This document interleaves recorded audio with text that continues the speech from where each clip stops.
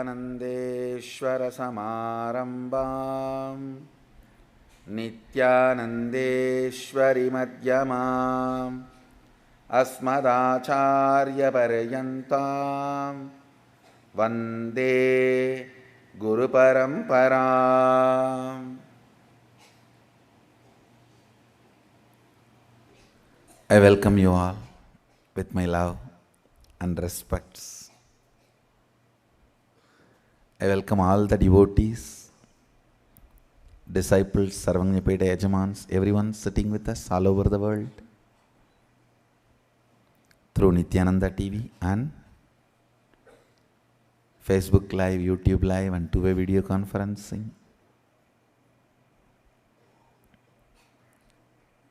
I welcome every one of you with my love and respects.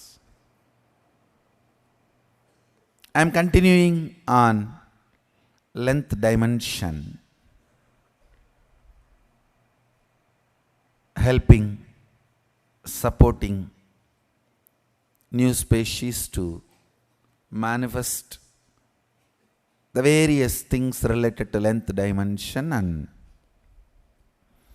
entangling the Nithyananda Yogam participants also with the length dimension. Yesterday there were a lot more breakthroughs. So nice to see the entangling happening. Today I will be making the Nithyananda Yogam participants manifest the same power.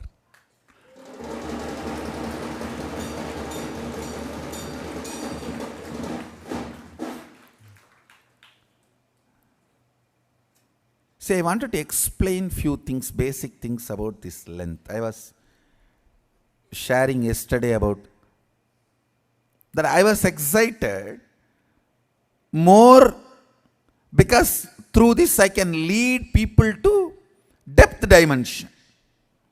I was looking at only depth. See, what is the depth, I'll give you some example. When people bring food, I do not enjoy the taste of the food. I enjoy the attitude and the love with which the food is brought. That is what makes me joyful. Otherwise, there is no pleasure. Same way when these kids jump dance, I do not enjoy their steps or the physical movements or their dimensions. The bliss they carry, the attitude they carry, the cognition they carry. Swamiji is seeing. I'm dancing for him.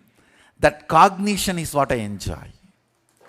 Understand that depth.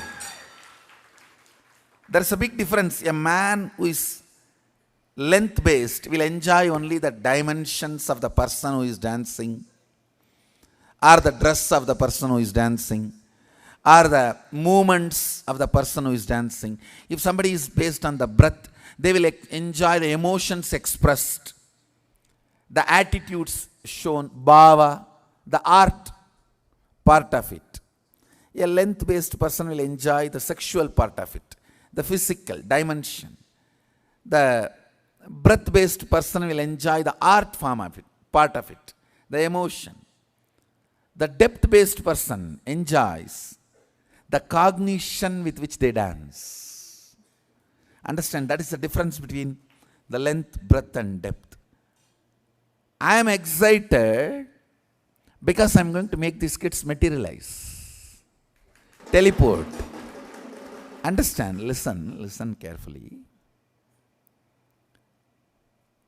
When they move to the length dimension, they can change anything they want. They can actually physically play with things, physically act with things. So even though I am excited about the depth, because I think from the beginning I am a doer. Even in me, when these powers started manifesting, the first question I asked Vibhudananda Puri, actually these powers started manifesting in me much before I even had Darshana for Anugirugishwara. Arunagiri Yogeshwara gave only the depth related powers. These length related powers have started manifesting in me. Even Vibhudananda Puri and Yogananda Swami, they manifested it. These powers in me. And the first, when it started manifesting, the first question I asked Vibhudananda Puri, what is the use? She got really annoyed. Because these powers come after 25-30 years of practice. And she was screaming, even after 40 years of tapas, only once in a while when I am in samadhi, I can manifest these powers. You fellow, you are casually playing with all these powers and you are asking me, what is the use? I said, no, I am not disrespecting, but what's the use?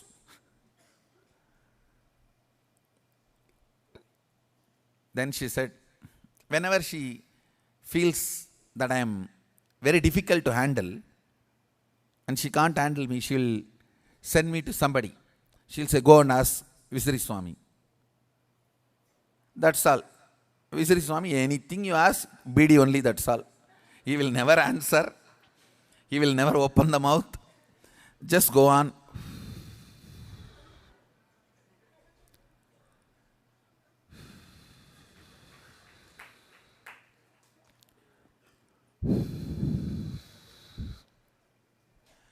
Hey, get the next one. And he'll pick up the next BD. And it's very difficult to get answer from him. And it means I know that that question cannot be answered at that moment, or I cannot be handled at that moment. That's all is the answer. I'll just keep quiet. So when I asked this question also, I did not get any answer. They just know I cannot be handled at that moment. And they just, she said, go and ask Visri Swami. Sometimes with Visri Swami it is too funny. Yogi Ravsanath Kumar, he will do all that and I will ask question and he will be smoking. After 3-4 hours I will again ask question. He will be smoking the BD.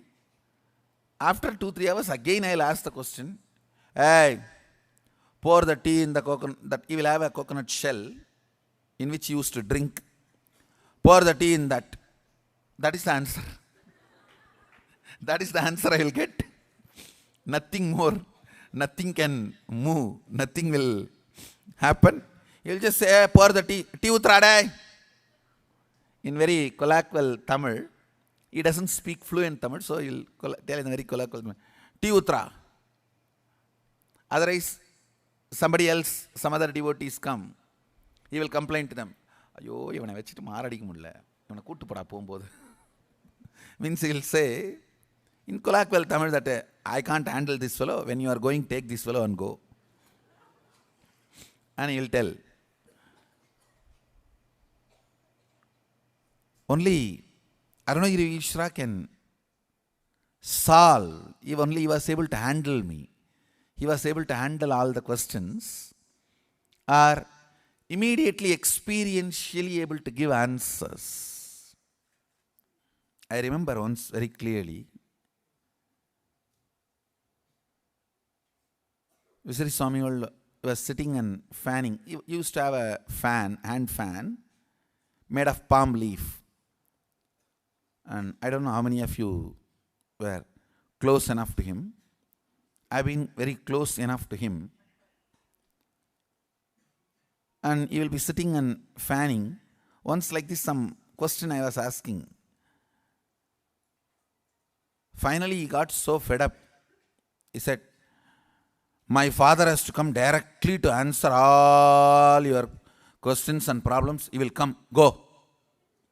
In few days, I had darshan of Arunagiri Yogeshwara.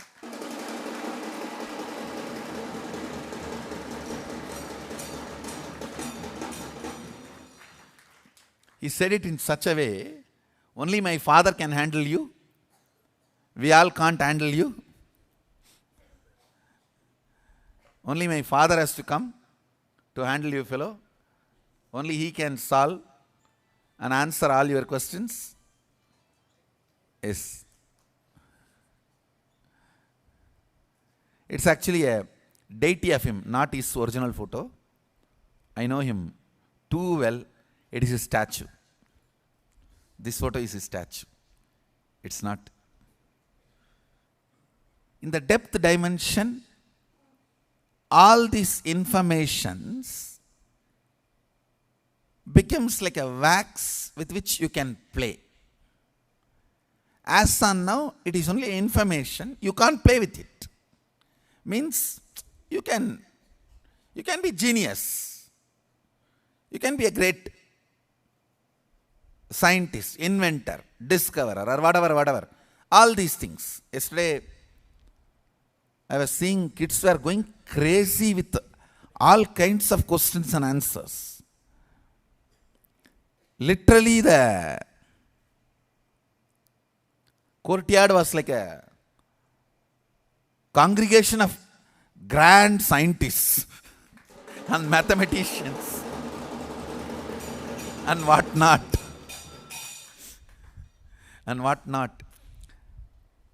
Some kids have written IIT examination and got 99.5 mark. Actually, yesterday they started writing like a CAT, SAT, JEE examinations. Straight. I thought I will make a program. Mathematics, alpha to omega within 10 days.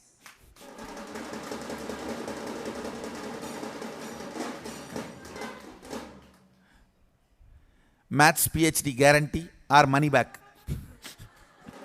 Either you go with Maths PhD or money back guarantee. I think I should start some programs like that. But to tell you honestly, I was not at all excited. I actually lied down on my swing and slept yesterday. Because I am more excited about the depth, which is going to be real fun. Actually, I'm building a Navagraha garden, 9 planets and their Atmalinga and their deities. In front of each of that Graha, I am going to install a stone piece brought from that Graha by my Balasants.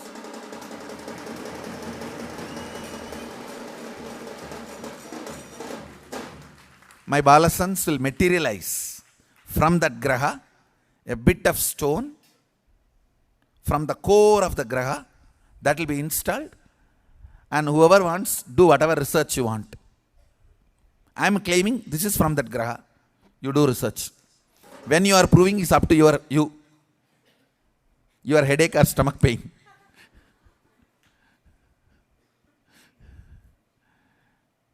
So I am actually waiting for those moments. All these depth related games. Come on. You can have some more stories, length related, games and fun. I welcome Swarupa Priya. You can lead few Balasants and Nithyananda Yogam participants to come and share their stories. What's going on in the courtyard? Adhigaranandi Courtyard Chronicle. Thank you, Swamiji. Actually, I was also too excited about this length dimension. And it's only after hearing Swamiji explain what happens in the depth dimension we realize how shallow our perception of extraordinary powers actually are. But one thing that I'm feeling about the materialization, the manifestation of the length dimension, is that this is something that undisputably every single scientist, mathematician, thinker on the planet, skeptic on the planet has to agree is absolutely impossible unless it's Sadashiva himself manifesting this Shakti into us. So actually coming up on the 15th, there's going to be a program called Shuddhadvaitam, the Gateway to Extraordinary Powers. And during that webinar, Swamiji is going to be answering any questions we might have, giving the full description about what the Shaktis, what the powers of Sadashiva are.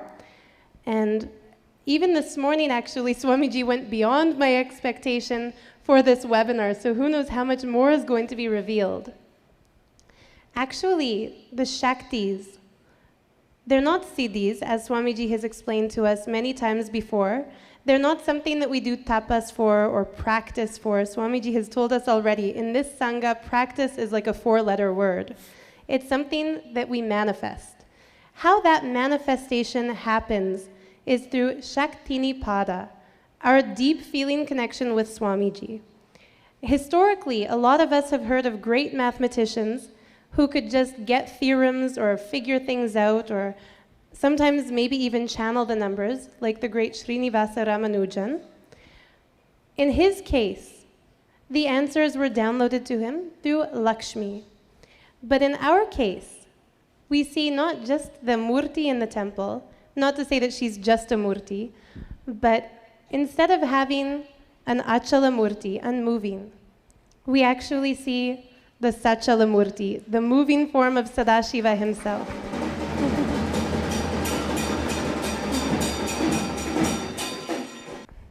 Every time a Balasant accurately answers a trigonometry question without having ever previously even heard the word trigonometry, or gives us the distance between 2 stars somewhere way beyond what we can even see through a telescope, when we ask, how did you do this?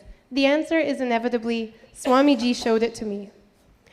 So the fact that we have Swamiji here now in form, giving these powers as easily as some other gurus might give pieces of candy, we really shouldn't miss it.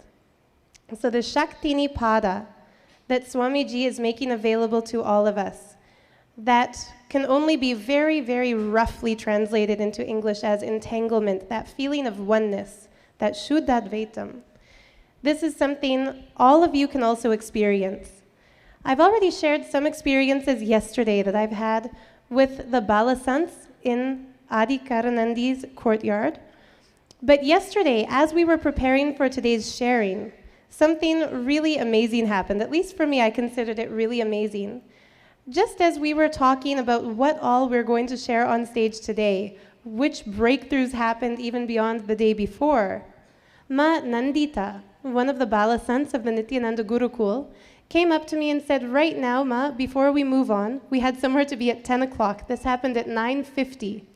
She said, sit with me right now, let's untangle and do 2 questions. So we sat down and I told her, let me just Google and figure out which question to ask you. She said, no, I'm going to entangle you. You look into the Krista Shila and you answer 2 questions. She asked me the temperature in New Delhi and the temperature in Finland. And amazingly, the numbers just appeared in that Krista Shila. So I can say for sure, without a shadow of a doubt, when Swamiji says now he's going to initiate the adults into manifesting this Shakti, it's so cool, it happens so easily, and it's only thanks to him. So without further ado, I just want to say don't miss this amazing webinar coming up on the 15th. Swamiji's gurus might have handed him over to their father, to Arunagiri Yogeshwara, Sadashiva himself, to answer their questions. How beautifully he is also giving us Sadashiva himself to answer all of our questions. So don't miss that webinar. It's happening at 9:30 a.m. IST, the 15th of this month, and it's going to be something, again, blowing all of our minds, taking us to the next level. So without further ado, I'd like to introduce Dr. Sona and Dr. Saraswati and the beautiful Balasant with whom they've been entangling, Ma Pragnyama.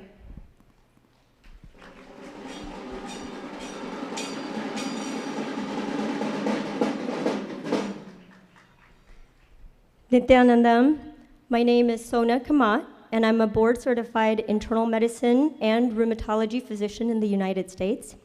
To give you a little background, in my early career, I spent time doing research at an academic center, training medical students, internal medicine residents, and rheumatology fellows. Over the last 12 years, I've practiced private practice rheumatology, and I'm a very busy rheumatologist. Just to give you an idea of who is now looking at this science. Yesterday, we had one of the most amazing experiences, and we're truly blessed by Swamiji to experience what Ramanujan experienced when the Mukur Mahalakshmi bestowed upon him this gift of math. The last 2 days, we've played with our Balasants and given them very complicated math compounding factors and trigonometry, and their answers are accurate again and again, to the point where when our answer is incorrect, we now look at our calculator and redo our calculation, because most likely we've punched the wrong button, not that they have it wrong. Now, having understood this, yesterday, Ma Pragnana happened to find herself on a team with 2 physicians. So you can see now where my thought process is leading. We looked at her and we said, we know that they can give us all kinds of complicated math answers and distances and whatnot, but can this science, even in the length dimension, go a step further? So we decided to give her medical questions. Now, she looked at us first with awestruck eyes with, what are these people going to do to me? And so we decided to give her first a simple medical question, or what we thought was a simple medical question.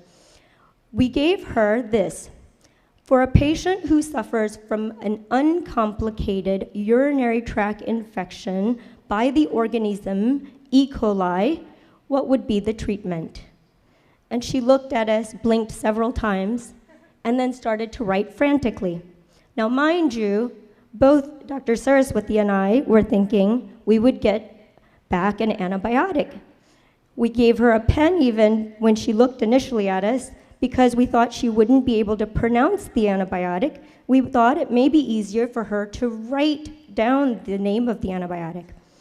When she started to write frantically, we both stood over her notebook to see what she was writing. And this is what she wrote. Step 1, first test the urine for an infection. Step 2, make sure that the patient drinks plenty of fluids.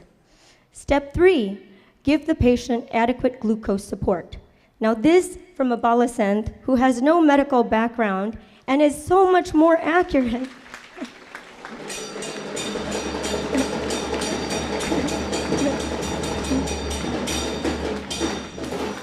People are studying medicine. We had to step back and think about how we're doing things. Now, of course, our wheels are turning. Next thing we know is we're starting to come up with all kinds of questions for her, because we have to rethink how we're doing things. We have to look at medicine again. This is finally happening for medicine. An unbiased, unprecedented event in medicine is happening in our day and age.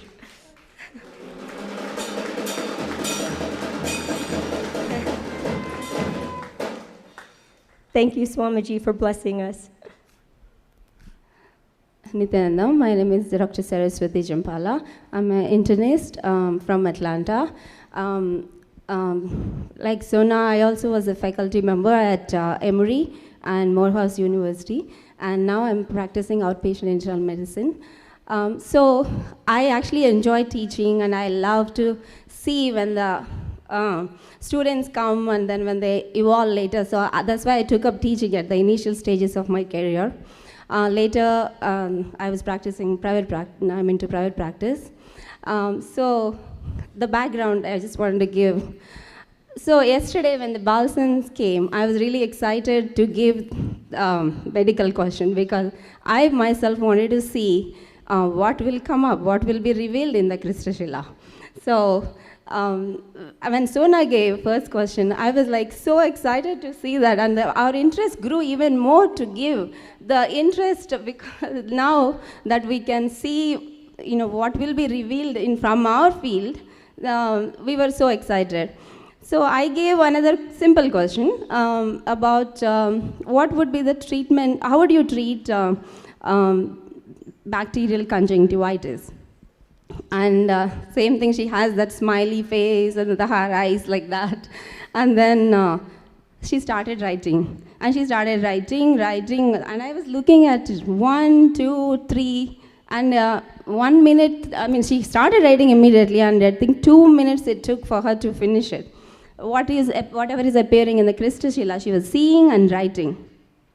So I actually brought the paper she wrote, so I would read it out actually, what she wrote.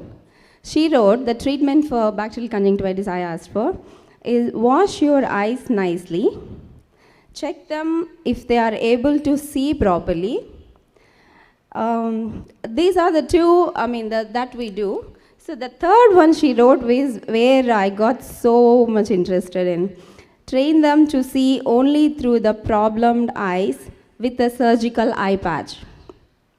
This I never heard before, but this is revealed to her because the word she used is the surgical eye patch we usually use for some eye conditions. So it's not that something she, just thought out of, it's something that's revealed to it. So I was like, wow, there is something to it that we have to pay attention. And that's when we got even more interested that we want to give her a book with all the list of conditions and see what she'll come up with.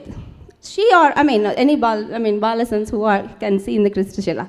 We wanted to do that actually because so that we will know what else we can see. Updated allopathy by Kala Bhairava. True.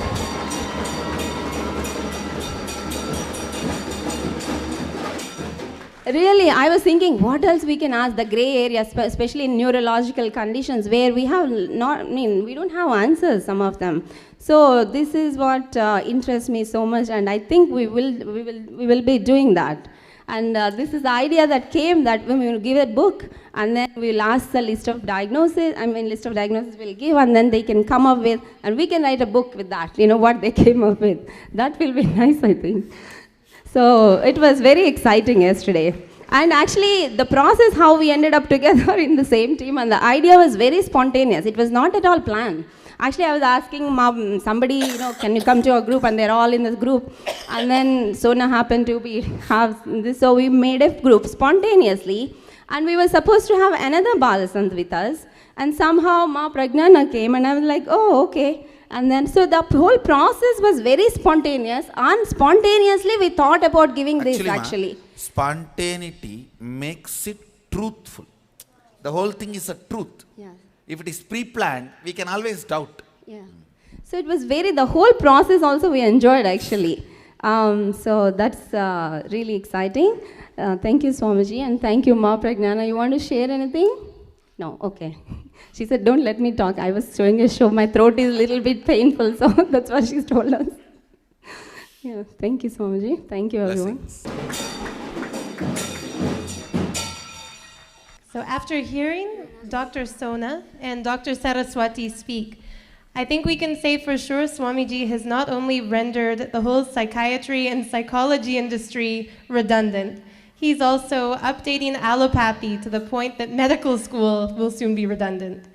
So just manifesting the Shakti to diagnose and to treat any medical condition is something that maybe even a couple of weeks ago none of us could have seen as a possibility. And this is just the power that Swamiji is saying he wasn't very excited about, that's leading into the power of depth manifestation. So next I would like to introduce someone who's doing great research with the Balasants and who gave them some very specific tests, including the Mensa test yesterday, Ma Balananda.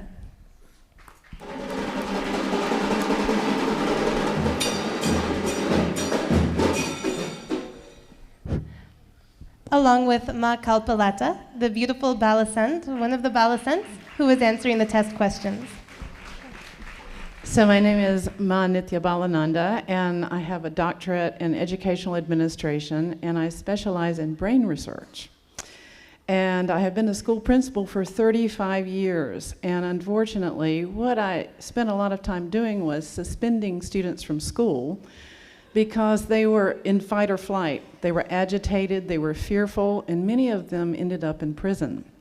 And I remember taking one student home with me who I had suspended about 20 times. I'd take him to get coffee at McDonald's just because I wanted to connect with him and bond with him. And he looked at me and he said, you know, Dr. Chance, I really think that if I had some neurological advantagements, I could stay in school. And he used that word, advantagement and neurological. And what I realized was that there really is no such thing as ADHD or bipolar disorder or any of the other mental disorders that are in the DSM-5. And that it has to do with consciousness. And consciousness is the missing element in education. All that we have done is focus on regurgitation of information and facts. And many students are not in a neurological state to be able to do that. There's a place in your brain that's called the amygdala. And that amygdala causes you to go into fight or flight.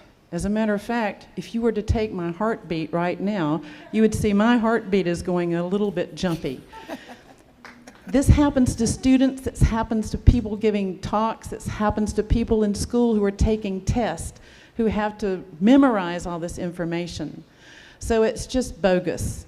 All of this stuff that we're identifying kids and labeling kids is bogus. So what I did is, this is Kalpaletta, and Kalpaletta was my Gurukul student that I tested yesterday. And what I did is I did match wits with Mensa. And these are a series of tests in multiple areas.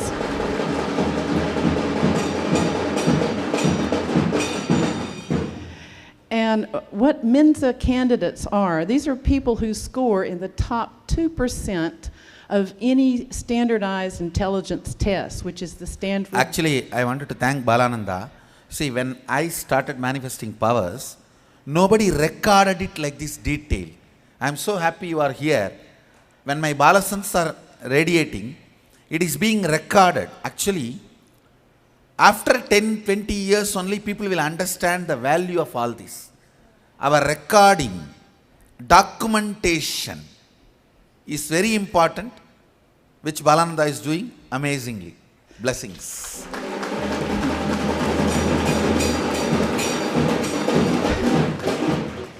What I'm seeing is a neurological breakthrough. See, when I started manifesting all this,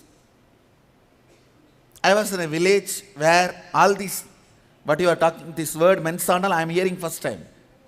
And I never heard this word. Yesterday only I heard when you brought this book and showed me. Even that CAT exam, SAT exam, all this JEE exam and all, only last few days I am hearing all those words.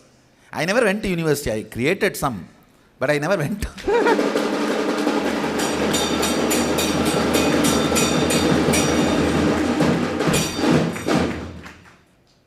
See, it may be pride in a way to say, I never went to university, I never went to college, I do not know all these things. But if the documentation could have been done, it would have been such an amazing precedence for all these kids to learn. So I am very happy that we are documenting all this now for the next generation to understand and internalize. Even though I have all the joy and pride that I am born and brought up in a village, we missed these documentations. When I say now, you will have to trust based on what I am doing to my Balasants. Based on the Sakshi Pramana, you have to take my word. But for my Balasants, it does not need to be. Already clear documentation is getting done. I am very happy about that.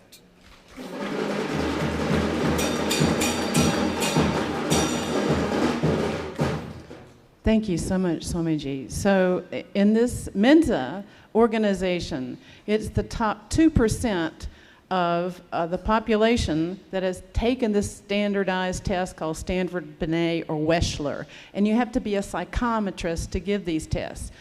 Normal, just a regular everyday person cannot score this test. And these people are paid big bucks. So they took 100 of these people who were Mensa inductees, and they gave them these questions in this book. So what I did yesterday is I gave these questions, 25 general knowledge questions, to Kalpaletta. Kalpaletta. I always mispronounce her name. So Kalpalata means Kalpaletta. Kalpalata. Like a kalpataru, Kalpalata. Oh. calculetta. So I gave her these 25 questions, and I'm in the courtyard, and people are walking around and you know, talking and singing and picking up things in the courtyard, and it's not an optimal testing situation, and I'm getting slightly irritated because the protocol's not correct. And, you know, I'm getting a little anxious, and my, you know, neurological functioning is getting a little agitated. And she looks at me and says, "What is?" So yesterday when I was doing the test, when I was in the second question or the third question, when I was seeing the Krishna for the answer, I got the word sweet white wine. And then I asked her what is the meaning of it. She said, "What is sweet white wine?" And I'm like, why is she asking me about wine? So the question was, your friend gives you some nice barsak. What do you have? And the answer was sweet white wine.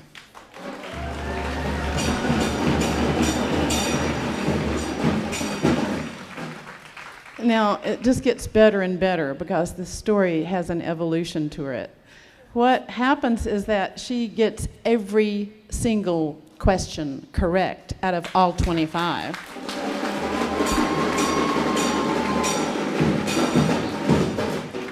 And as we're matching wits with Mensa, this particular question, only 10% of the highest functioning, intellectually functioning people in the world could get.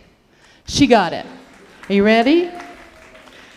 Where would you be if your hotel bill was charged in marka? The answer, Finland. So 10% She of wrote this, in how many seconds the answer? oh, 2. 2 seconds. She whipped through the questions regardless of the distractions in the courtyard that I was getting a little angst about. Then, what does a dolometer measure? 17% of the Mensa candidates got this correctly. The answer is pain. What is the old Roman province of Lusitania called today? 10% of the smartest people in the world got this one. It was Portugal. And then She got it immediately. How many Yes. seconds? Immediately. She just wrote, this story gets better. This story was getting, me watching this happen was entangling my brain. And, you know, I'm 66 years old, and I'm trying to, you know, maintain my, you know, my intelligence and my body and keep myself in this great shape. And I'm feeling like I can't think any longer because my brain is getting stretched like taffy. Like, I feel like my brain is getting bigger and bigger and bigger and bigger, and I can hardly even remember how to talk. That's an experience that I was having simultaneously while giving her this test. Do you have to hear this next question? A new word, serendipity, was coined from the title of a book, The Three Princes of Serendip. Where was Serendip? The answer is Ceylon. Only 12% of the Mensa candidates got this question correct. Now, here's the pièce de résistance. This is the best part of this whole testing. It was late last night. It was probably about 11 o'clock, and Calculetta comes up and says, "Give me another test. I want to take another test." So she has her own test book, and it's this chemistry book with these complex formulas and calculations. And I said, "Do you want me to read the questions out to you?" And she says, "No, I'm just going to go over here and sit down and write the answers." So she went over and she sat down, and my brain, the taffy brain, was getting longer and longer. She wrote every single answer correctly without the questions.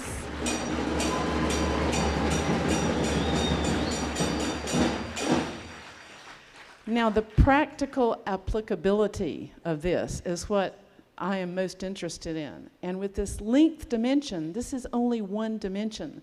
So knowing what the most poisonous snake in the world is, it will help you to avoid getting snake bitten. Knowing the geological, atmospheric preliminaries to an earthquake will prevent an earthquake. So, a lot of prevention in science will come from the length aspect. But what we're seeing is that that's just one dimension. And that neurologically, what neurologists are saying is we're using less than 10% of our full capacity. So Swami Nithyananda is awakening the non-mechanical parts to our brain. He's awakening parts that all of us have, including that kid that was sitting in the car with me that got suspended from school. Everybody has access to the field of all knowledge, and it's just a matter of time before the whole world is given that that wonderful ability to create the kind of world and the kind of reality that they really want, because they're functioning from their peak potential. So thank you so much, Swami Paramahamsa Nithyananda. It's amazing what you're doing for the world. And I invite every parent and every teacher, every person in the world to please come and capture the knowledge that you have to have peak potential in your health and in your relationships and in your test scores especially. So thank you very much.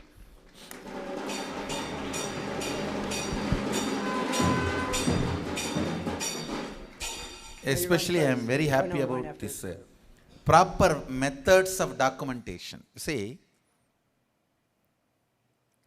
I was actually always an R&D guy, like my gurus. Very wild, raw, uncut diamond, unpolished diamond, never bothered about documentation, never bothered about properly keeping it protected, preserved.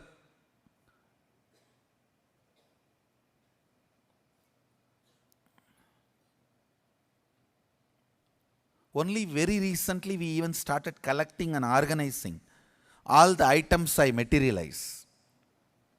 Before that, even that we never bothered. I'll just materialize and give it to devotee and they will take it, that's all. Forget about devotees now. Even early days, in Tiruvannamalai, when I started, I should have at least kept few items for future research purposes. Never had that kind of ideas. But now at least I am very happy. All these are getting documented, being properly presented by the people who are specialists in those fields, who have credibility in their fields, who have degree, who have doctorate. All of them are analyzing and all of them are working. I am very happy about it. We may also have to find more and more methodologies to document all this. I think that is the Sarvajñapita work, real Sarvajñapita work. The real Sarvajñapita work is, see, about power manifestation you don't have to bother, it is my job. It's not even, it's more easy for me than picking up a cup and sipping a coffee. To pick up a cup and sip coffee, I will think 20 times later on. But power manifestation, I will not even go for a second thought. Done, next. So that will not be a problem. That is too easy. That is as easy as I am breathing. But we will have to find a proper methods in documenting all this. The comparative studies, documentation, taking it to the whole world. Say, I am not even looking at this whole thing in impression, means impressing others. No. In 1 month I will establish all these are reality. How I established already third eye is reality, non-controversially reality. Same way, this length dimension powers within next month I will completely establish that this is a reality. I am not interested in that. I am interested in how all these can raise the quality of the human beings on the planet Earth. How it can be useful further. How it can be useful further. How all these can be used further. I am looking at that only. I am looking at that. Maybe we will have to do more and more research like this Mensa tests all the international standard tests, international standard research models, internationally accredited, acknowledged, accepted testing and analyzing, researching methodology should be brought. Under that standards, under those frameworks, all these need to be documented and recorded. I think that will be the real job of Sarvajñapita. Say, by the time I move these kids to the breadth, they will master all the arts. When I move them to the depth, they will reveal all, not only reveal, they will operate all these olden days plane circuits, all that they will reveal. Whatever Bharadwaja's Vimana Shastra, Vaimanik Shastra, the underwater ships, all that science circuits they will reveal, and they will be able to manipulate and manifest and operate. Because all that belongs to depth, cognition. Of course, it will be surprising for you guys. So when I do it, it will be shocking. Okay. And when a kid starts mastering the depth dimension, he can just be tuned to the depth of the frequency of the Vedas. He can just spell out, vibrate the whole Vedas. It can be recorded, documented. See, not just the voice, even the frequency can be documented. Nowadays, a lot of modern machines have come with which we can document the whole frequency. I think these are all the job of the Sarvajñapita. The real Sarvajñapita, this is the job Sarvajñapita need to do. Come on. I think we're becoming accustomed to having our minds blown here. So, how amazing.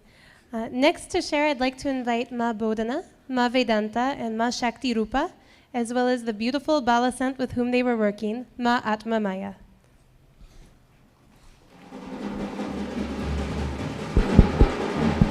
This one's not working. Nithyanandam, Nithyananda Bodhana. I'm a chief Kotari of Ohio. But I also have been teaching in the local public school for the last 6 years, the high school. And first I want to talk about 3 aspects of education that now I'm talking from a parent perspective, as a parent that I was introduced to. So my husband is a teacher, and for 12 years he taught in the most elite school in Dayton, Ohio, that cost the same as college tuition. So this is the top kids. Even though those kids were maybe coming up with similar test scores as some of these kids, they were doing it at great cost. Most of these kids were in some type of therapy. Most kids were living without parents because the parents were working to create the income to put them in the school. And most of these kids were depressed on some type of antidepressant and were suicidal. So this is the consequence of trying to be having the kind of information these guys are getting just like that. So my husband and I hadn't had our kids yet, and we made a decision that this was not the type of school we wanted our kids in, even though we could have had free tuition at this school. So we moved, and my husband went to almost the opposite. He went to a private school where I'm not saying that it's the breadth and depth dimension that's being inserted, but this school was based only on breadth and depth. The idea was that if the kids had a quality experience and they were in charge of their own learning and owned their own learning, then the logic things would just start happening. And the idea was that given a child from age 4 to age 12, reading will happen, math will happen. Give them the space, the trust, and the ownership of their learning, and that will happen. So this was the beautiful environment that we were able to have our 2 daughters go to school, a really beautiful learning environment. Now, at age 12, they have to go to a new school. And so we moved to Delaware, Ohio. The school they attended is a public school, and I can say most of American kids probably attend a school like this. Middle, maybe slightly upper middle, but definitely lower middle class. in this school, so my daughters started going, and after about a month, my oldest daughter, Asha, said, Mom, you've got to come to school and see what I'm living with, what I'm dealing with. So I went to school with her one day, and it honestly was atrocious. The language, you go through the school with your elbows out so that you're not pushed and shoved. It was really a horrific environment. And she asked me to actually become a substitute teacher in that school in a way just to know what's going on. So that's what I started doing 6 years ago, is working in the high school. So what that's leading me up to is that one thing that Swamiji has says caused the most violence in the world is test taking. So the concept I'm going to give right now is chemistry. All these kids have to learn the periodic table, and they have to learn the compounds, they have to learn the number of atoms in a molecule of an element. And I, as a substitute teacher, see kids struggle and struggle and struggle with this. They take the test, they fail. Because these are average kids. They're not top-scoring kids. They don't have a parental support. They don't have community support. They don't have school support. They take the test again, and you know how many times a fail happens before it really comes. Now here we come to Atma Maya. So yesterday we're searching around for new categories, new challenges. What should we have her do? So Shakti Rupa and I were thinking, let's do some chemical elements. Now, Atma Maya doesn't even know what a what a chemical element is yet, or what an atom is, or a molecule. I mean, at some level she does, but the whole thing was just brand new. So we just started with how many atoms in a molecule of oxygen. Now Swamiji says when it's truly happened, it's a flash. The minute the question's there, they just write. There's no gap at all. And this is what happened. She just writes the number down, and we're like, oh my God. And she doesn't even know what these things are. So we asked just 3 of these, number of atoms in a molecule of oxygen, hydrogen, and I'm not sure the other one. She just got all 3 like this. I was just thinking, why the struggle in these high schools across the United States, probably around the world, the struggle for this, and then in those elite schools, the struggle. There's absolutely no reason for it. And with all of us that are being held in Swamiji's womb, being able to go across the globe and start spreading this and letting everyone know the possibility that exists so that we can start literally destroying this education model that is destroying people. That's what I want to see happen. So Atma Maya has been my entanglement person, and then just a little sharing of what happened for me yesterday. Yesterday I had a few outside things to handle, like getting a new flight ticket home, because I'm staying longer than I anticipated. I needed to do some things. And I kept thinking, I've got to do that, and then here we are in the courtyard entangling. And again, I'd want to leave and go work on that, but I kept saying to myself, all right, I'm entangling to get out of this L thing. This is all the L thing that have been so comfortable in my life with. The length, the logic that actually has done damage to me because I haven't been able to get to breadth and depth. So again and again, I just said, just sit, just stay entangled, that all the other things will work out. So all that Swamiji is giving us, if we just keep applying it to our own process right there in the courtyard, we're going to just be seeing breakthrough after breakthrough, and I'm looking forward to today's breakthrough. So thank you very much, and I'll pass the mic.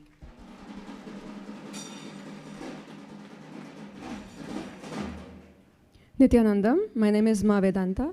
I have just submitted my PhD thesis in computer science from NTU in Singapore. And it's been a great blessing to be working and be a part of Nithyananda Yogam. And yesterday in the Shakti Nipata, or the entanglement process, we were with Ma Atma Maya. I'd like to add on to what Ma Bodhana was saying. We picked up riddles.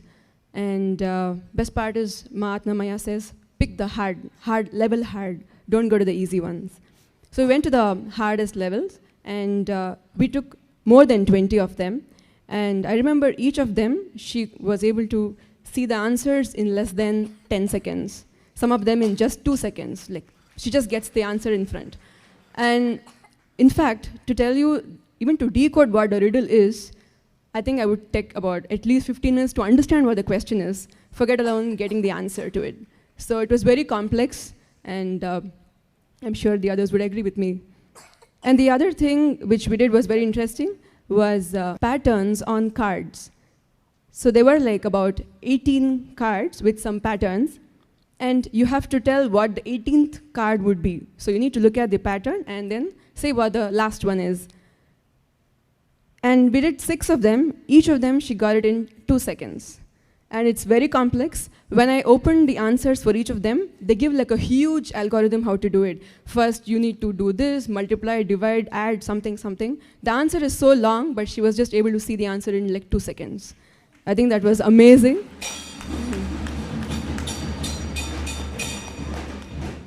And in this whole process, I could experientially feel that the neurons in my brain were being mirrored. Something was happening inside me.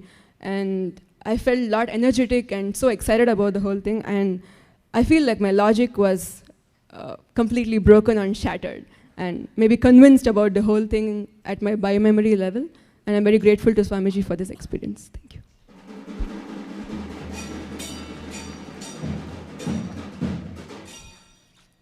Nithyanandam. My name is Ma Nithya Shaktirupananda, and I graduated from college about a year ago.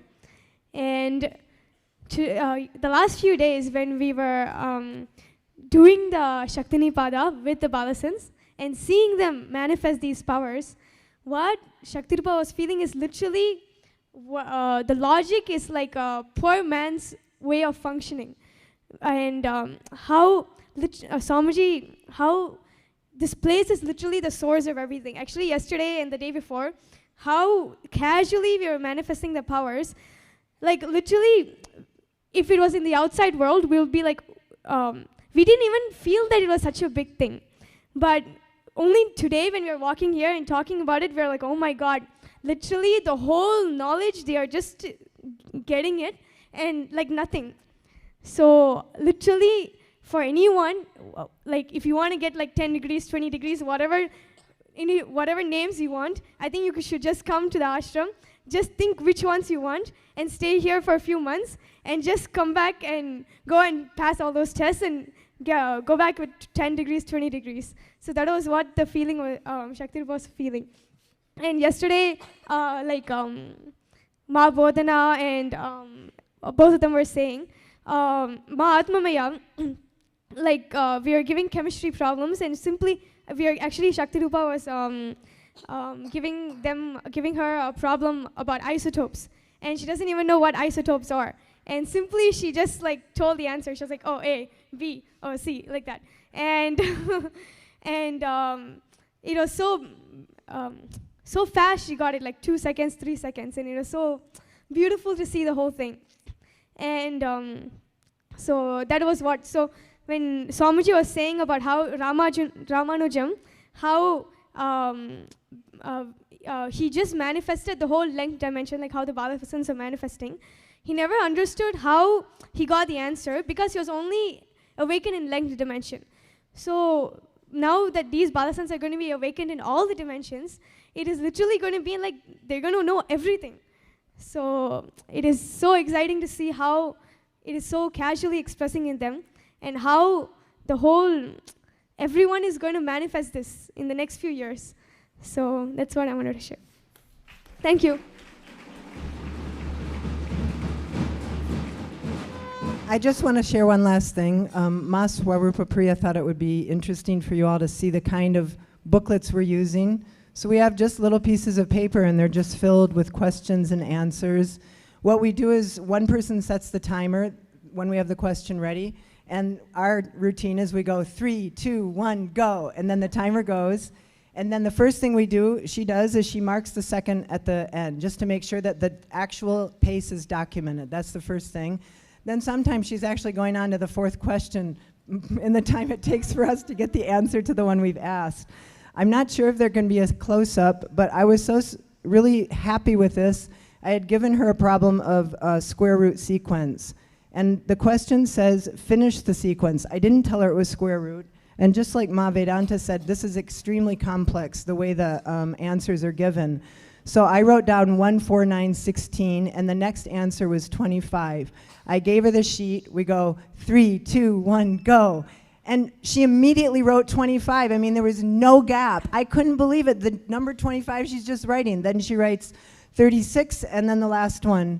It was so amazing. There's just no gap at all. The question's there and the answer's there. So it's truly mind-blowing. Thank you all for listening. Also, one more thing. Actually, yesterday only Atma Maya started manifesting this Shaktis. And when she first started, we were giving her complicated math questions. And she would put like a 10-digit number. She would just write what she sees. And when she first started, all of it was wrong. Like, you know, like the full number. But the only thing she was looking at was the time she was taking. She was like, oh, 10 seconds, 5 seconds, 2 seconds. Like how it was reducing. And she was not even bothered that she was getting it right or wrong. She was like, it's manifesting. And just like that, within maybe half an hour, we gave, Shaktirupa gave her an algebra question. And simply she just got the answer. And from then on, she just kept getting answers. So, like how Ma Bodhana talked about it yesterday, it was so beautiful to entangle with them and see how they just keep going without getting tired and without ever getting bored. Actually, the last 2 days, they kept asking us, give us more questions, give us more questions. We're like only a little tired once in a while and everything. So, just thank you.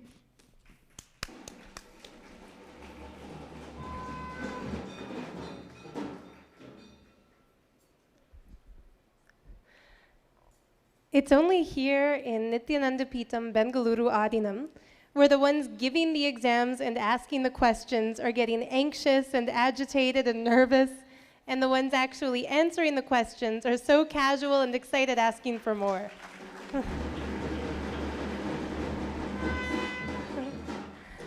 As Swamiji said, the greatest source of stress, anxiety, depression that's plaguing humanity are these standardized tests given in the Western education system. It's so great that instead of just identifying the problem, Swamiji is giving such a fun, exciting, instant solution. So next I would like to invite Jaina and Michelle with the Balasant, whom they were questioning. Vidya Maharaj. Sorry. Dhyana Maharaj. Sorry, Maharaj. Nithyananda, everyone. My name is Jaina Tang from Singapore, and we have Michelle here, my teammate, and we have Diana here, our Balasants. Actually, we have a group of 4 people. 2 more is not here. So we have Ma, Dharma, and also David. We had so much fun yesterday, again, with Balasant here, Diana. So we started with, whenever Swamiji say, start the process, we all rushing to get our Balasants, and that was something that we have to jump on because the Balasants are taken if you didn't act fast. So we got him. And you don't know what surprises you're getting into until you have the Balasant into your group. That was the experience, right? So we have several questions we started asking him, and he sat down. He was not actually looking at the Krishna like where I say that. He just looked up, and he got most of the answer right. So I'm going to have Michelle share a few of the questions he got right, and then I'll share the rest, and then I'll continue to share the other things. Yeah. So you just share the few questions first. Yeah. So we started off with questions, asking him temperature questions. I asked him what was the temperature in Toronto, and he got it in 5 seconds. It was 4 degrees. So I thought I was going to be smart and say, well, in Canada, it's cold right now. It's winter. What's the temperature in Vancouver, which was -4? And he gave it to me in Fahrenheit, and when we converted it, it was -4. I also asked him what was the time in London, and he got it in 7 seconds, and it was 11:19. While working with him, he started off 2 minutes and getting faster and faster and faster to the point where he sat there and he looked at our group and he says, I'm manifesting. More and more as he goes on, it's like us being impressed with him, and he's impressed too with the and it's taken us so much time to get these questions to ask him, and the answers just come out so fast. That's right. And also there's one incident I need to share. This is so fun. So Swamiji is saying about this Shaktini Pada, which I just learned this word, now I'm getting it. In fact, we're experiencing it as we work with the Balasant, and he worked with us. Not work. It's really casual and fun. So much laughter. And at one point, actually, he took 3 breaks to the toilet. So we like, okay, when he goes, we say, where's our Balasant? Is he coming back? We really want him to come back. So when he came back, he said, let us do this. So he just suggested, he said, I'm going to entangle you guys. I'm going to ask you questions. I said, are you sure? We're not ready yet. Are you sure? He said, yes, let's do it. So he has such leadership quality and all this, telling us what to do, and we really listen in. So, by the way, he's age 12, and he's been 6 years around with Swamiji's Gurukul school, yeah? That's right. So he asked us question on particularly the temperature. So he enjoyed the temperature question. So he said, because we've never been to Kumbh Mela, he asked, what's the temperature in Kumbh Mela? We're like, okay, what do we do? So we tune in, we look at him, we really stare, and then he really like staring at this inaudible eyes. And somehow we got it right. So I got to Kumbh Mela, 42 degree, and Michelle got the one temperature in Tamil Nadu. Is that right? Tamil Nadu. At 31 degrees Celsius. So that was great. It was really Shaktini Pada success. And then, you see, I lost my voice because I laughed so much with them. So then, continuing with other questions, we have asked him, what is the time in Tokyo right now as differences? No, what's the time in Tokyo? Is that right? What's the time? Tokyo. Time difference between Tokyo and India. So he wrote 345. So we say 345 what? Is it minutes or hours? So he didn't say minutes or hours. Then we calculated. Actually, he's giving us the difference. Tokyo and India difference, which is correct, which is 3 hours and 45 minutes at that time, the difference. So that was really something. That was correct. And it took only 10 seconds to do that, the difference.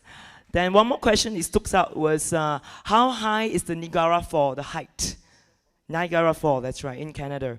And it took only 3 seconds. The answer was accurate, 56 meters. So yeah, Diana really made us enjoy so much. And we're looking forward to have more fun with him. And this is really something I want to also say. I have a small realization. I have 6 nephews back home, ranging from age 15, 10. I can't even remember my nephew ages, 6 of them. So he reminds me of my nephew at home, which is big gap, big difference in the reality of things in where they come from. My nephew, they are always on the game. They're not moving. It's just not moving their body. My sister is the parent. I have to push them to eat their food, chase them, and nag at them. So much effort just to move their butt. Seriously, I really wish I can really, with Swamiji blessing, with 6 nephews to send to your Gurukul school, hopefully at one point. Yeah, that's all I want to share. Thank you. Yes. Next, I'd like to invite Mamta and Vinay. Nithyanandam, everybody. We don't have the Yoga Mata today with us. She's traveling for some program. So, for a demo. Yesterday, I really did not do justice to what she has actually revealed. So I wanted to come back and share more details about what she told us when she looked at the Christosilla. We asked about 30 questions, and out of 30 questions, such an outstanding strike rate, 29 questions were perfectly answered. And the one question that she said she did not get it wrong, I don't want to use the word she got it wrong. She said, it is blurring. The answers are blurring. I'm not able to see it properly. This is what she said. So such an amazing cognition. She said she's not getting, she did not say, I'm not getting it. She said, the answers are blurring. I'm not able to put it properly. And the most, whenever Swamiji said Hinduism is real, I used to wonder what it means. You know, from which context is he talking that Hinduism is real? But today, when we are sitting in Swamiji's courtyard and seeing all the children, left, right, center, giving such precise answers to the questions which they are not even aware of. The knowledge, they don't even have the knowledge or the education or the have they read about any of these in their textbooks? Such answers, and it's less than, it's between 5 seconds to less than 50 seconds. The answers are just being revealed.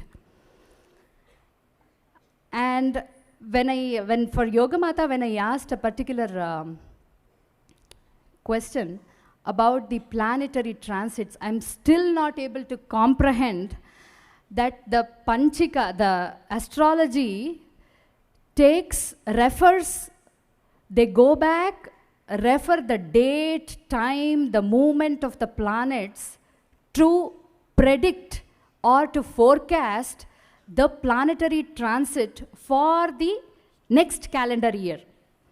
So I just asked her, give me the planetary transits, dates of a few planets, and she wrote the transit dates so perfectly that when I went back, Googled the answers, they were all just perfect. Absolutely no error at all. No error. In fact, the most surprising part is, for all the planets, she gave the date and the month. For Jupiter, she gave the time. She wrote September 12th, 2017, 6:50 a.m., which was so precise.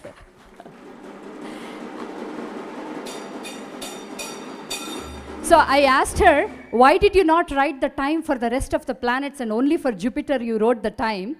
She said, because Swamiji is my guru, you see. He is showing the transit of the guru with the perfect time.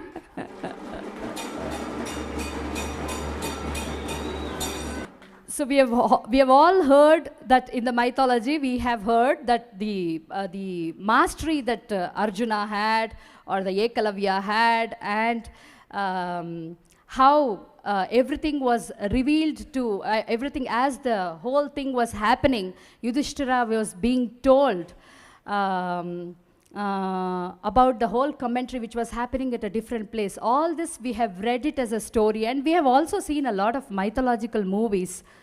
But today, when we see these children doing the same thing without not much of great training, you know, nothing at all. They're so relaxed, so calm, and such humility they carry.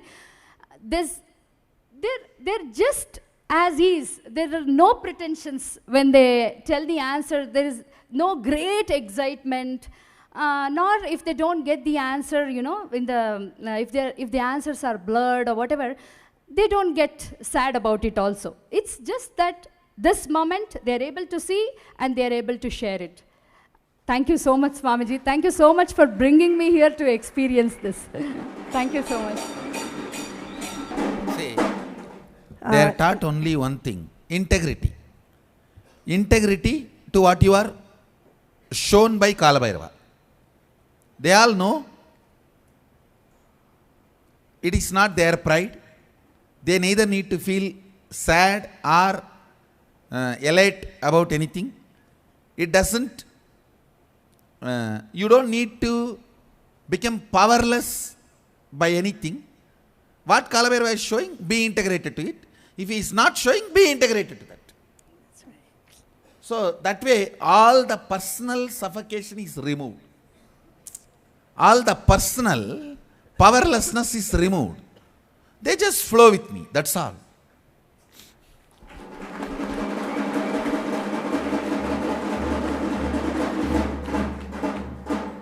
Nithyanandam, my name is Vinay, and I was also part of the team. And I could see what Swamiji is saying, that all the time my Yoga Mata was so relaxed, so playfully playing, as if we are just having some games, not having any anxiety or anything. But I also would like to add that we asked a wide range of questions. I asked her, like, where the pancreas is in the human body. And she exactly, precisely said it's between kidney and liver, exactly explained that. But then looking at the accuracy of her answers, which I was so surprised and amazed, I said, let me ask her about life in Mars. And we were supposed to ask her questions which we could verify. I said, well, let's see what you see, because then it's NASA's job to verify and prove you wrong. So, and she looked at it and she said, I can see the life. And I said, what they look like? She said, they look like more like human beings. And I said, well, now NASA has a challenge to really see whether they can find that life there or not.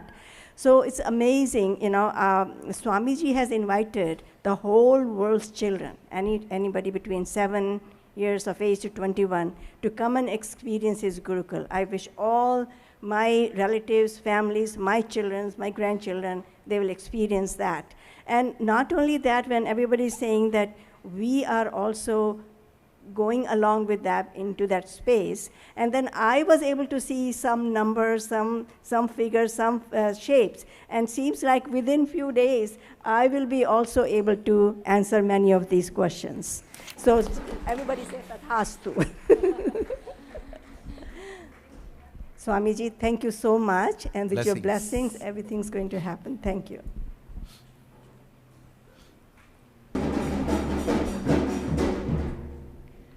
And last but certainly not least to share today, I'd like to invite Sri Nithya Alokananda, Sri Nithya Dhritananda, and Sri Nithya Sahadevananda. Nithyanandam, everyone. My name is Sri Nithya Alokananda. I can't say I'm qualified in any high academic sort of course, but I finished high school, which is really enough of an experience to know that what's happening here is completely unprecedented. What's happening here in Swamiji's home, in Sadashiva's home, is completely beyond everything, completely just blowing my mind. I can truly attest to what he's saying, that since Sadashivoham, a new species is being created here. So yesterday I was partnered with Shiva Shankara Maharaj, and he'd actually been asked a question about Mars. How many humans are on Mars? And within less than 10 seconds, he answered 6. And this was interesting, so I Googled the answer, and there is no, real evidence that there's humans on Mars, but there was a link that led to an article talking about a group of people in Utah who had found some land and were able to create a simulation of Mars. So they're literally there experiencing what it's like to live on Mars, and the number of people there is 6 experiencing that. So, like this, I was just looking around in the courtyard, sitting there going, these kids are they're beyond what we can comprehend. They're answering these questions that are so far-reaching, so beyond their age. And I'm kind of jealous. I spent 18 years in high school, 12 years in high school, it's 12 years in school, trying to understand what the X means in algebra. What does that equal to? Why are there letters in mathematics when you told me in year 1 that it's all about numbers? It's completely beyond me, and I'm so blessed and so happy to be here. We really need to let the world doesn't know this is coming. Most of the world doesn't know this is happening, and it's our job to let the world know that this is happening, that this is coming, not just for them to hear it, not just for them to witness it, but for them to be here and experience it. Swamiji has said that this is for the whole humanity. His suitcase is going to pour it on everyone, right? So it's for everyone. We're all going to manifest this. The entire humankind, the whole planet is going to be a new species. Swamiji is the answer to the delusion of the world. These Balasants are the answer. We are the answer. We are the revolution and the evolution. So thank you very much, Swamiji.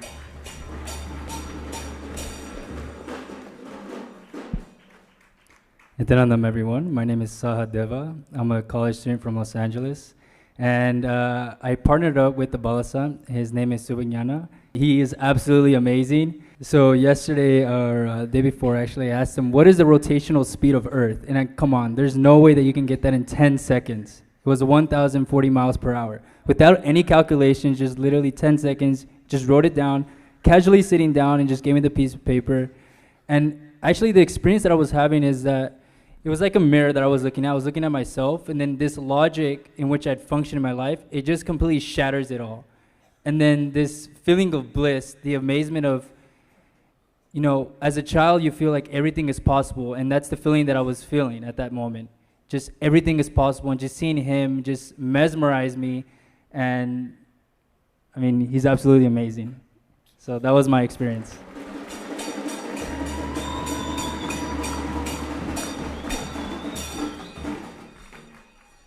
Nithyananda, my name is Sri Nithya Dridananda, and just right now is the first time I've actually publicly announced my new spiritual name, and so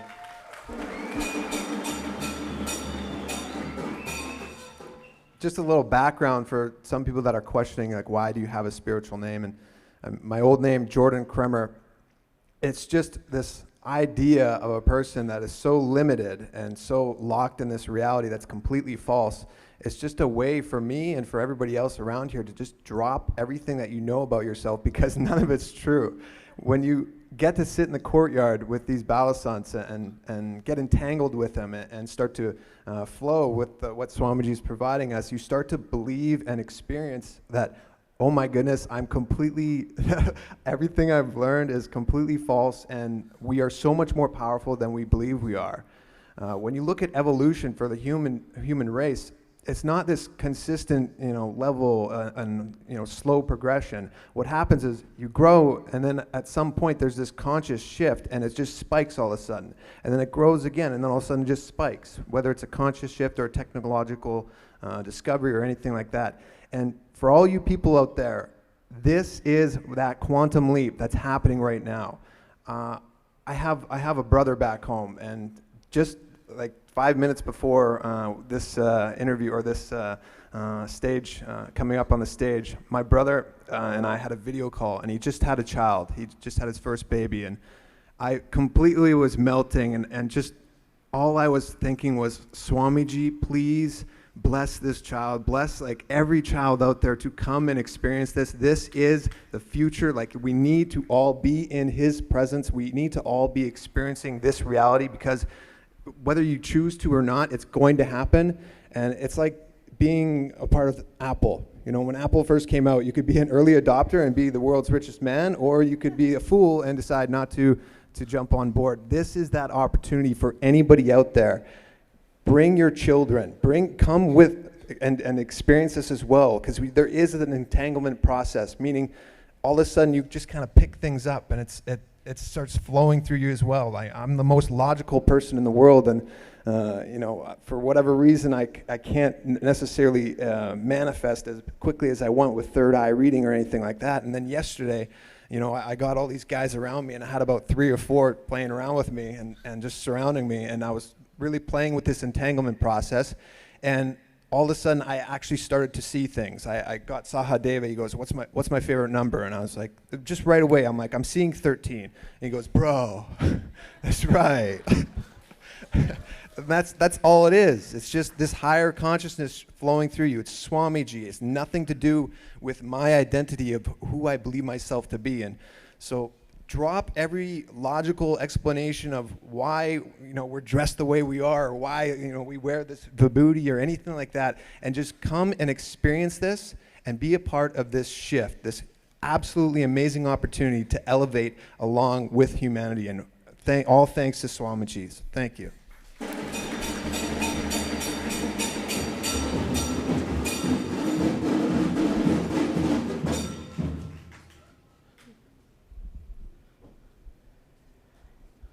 So I agree 100% with what Dhritananda said. Just like anybody who was around when Apple was new or Microsoft was new, if they didn't invest, they must be kicking themselves now because they could be billionaires by now. When it comes to super consciousness and expressing powers, this is the place to be.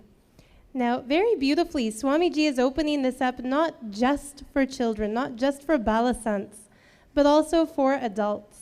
And the ticket for you, the key to unlock that door into the manifestation of extraordinary powers, is a beautiful program that you've heard me talk about time and time again, that all of us who have experienced it will again and again tell you you can't miss. and that's inner awakening.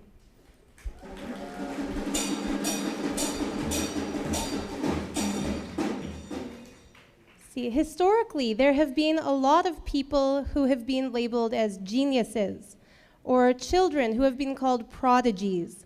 Typically, we'll look at prodigies and geniuses and we'll think it's some kind of an anomaly.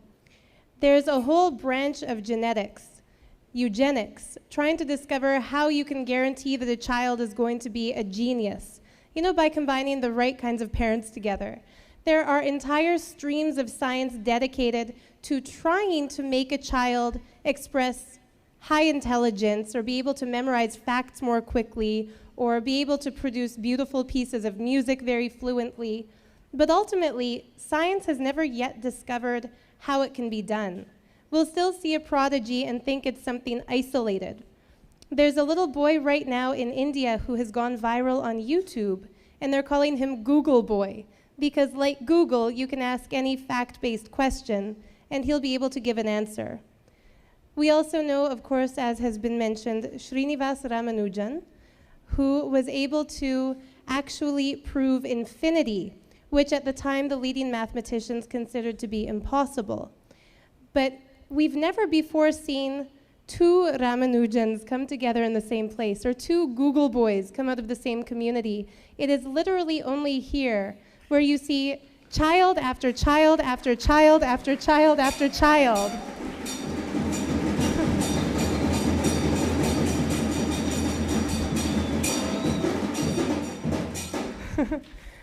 After child come to the stage, and this is just a small number of the Balasants. All of them are doing it. This is the only place where geniuses, prodigies are not an anomaly. It is a scientifically proven reality. And of course, the science is something far, far, far more advanced than what we would call modern science, because it is from the Vedagamas. This is the science revealed by Sadashiva himself in the Agama.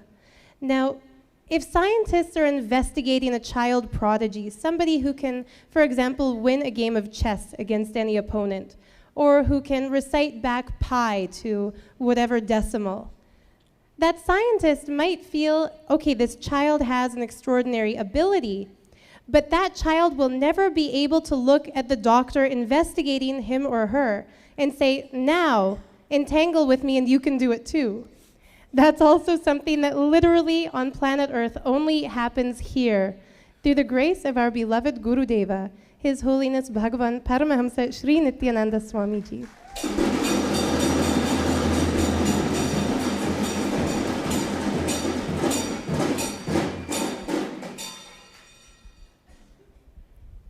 I don't request all of you or urge all of you to come for inner awakening, because that would be redundant at this point. You've seen what these Balasants are able to do. You've also heard from a few of us adults that through the entanglement with them, through the Shaktini Pada, we've also been able to just instantly see answers to questions we could not have previously accessed the answers to without a Google search or a calculator. If we're able to do it, you're also able to do it. All you need is the initiation from Swamiji. And that initiation will be given at Inner Awakening. It would be crazy to miss it. So the next Inner Awakening will be happening February 26, 2017. I look forward to seeing you there. Thank you so much, Swamiji, for letting us be here during this unbelievable time. And that's all. Thank you so much. So, I think that's all for now. I'll come back to you guys with some more things in further satsangs.